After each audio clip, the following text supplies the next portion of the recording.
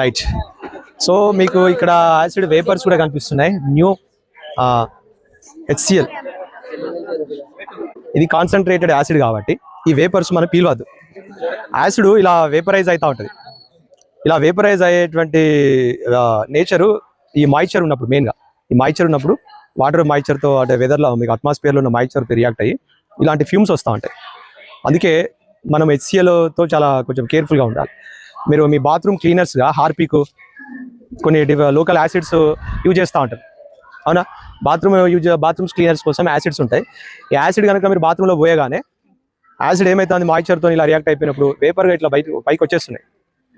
మీరు బాత్రూంలో యాసిడ్ పోసేసి వెంటనే ఆ బాత్రూమ్ క్లీన్ చేసుకుందామని ట్రై చేస్తే ఆ బాత్రూంలో ఉన్న వేపర్ ఫ్యూమ్స్, ఆ యాసిడ్ వేపర్స్ అంతా కూడా మీరు పీల్చాల్సి వస్తూ ఉంటుంది. సో ఎప్పుడైనా యాసిడ్తో మీరు మల్టిపుల్ టైమ్స్ ఆ బాత్రూమ్లలో యాసిడ్ పోయడము, ఆ వేపర్స్ను మీరు పీల్చడము, మీ లంగ్స్కి అది డ్యామేజ్ అవుతుంది. అందుకే ఎప్పుడైనా మీరు బాత్రూంలో యాసిడ్ పోస్తే మొత్తం పోసేసి ఏం చేయాలి, దాని డోర్ క్లోజ్ చేసి ఒక 15-20 నిమిషాలు అలానే వదిలిపెట్టాలి. దాని పవర్ అంతా బాత్రూంలో నుంచి బయటికి పోయిన తర్వాతనే డోర్ ఓపెన్ చేసుకొని ఆ వాసన అంతా బయటికి పోయినాక మీరు అప్పుడు ఆ బాత్రూమ్ క్లీన్ చేసుకోవాలి తప్ప డైరెక్ట్ దాంట్లో యాసిడ్ పోసి మీరు దాంట్లో వర్క్ చేసుకోవద్దు. చేసుకుంటే మీ లంగ్స్ డ్యామేజ్ అయిపోతాయి.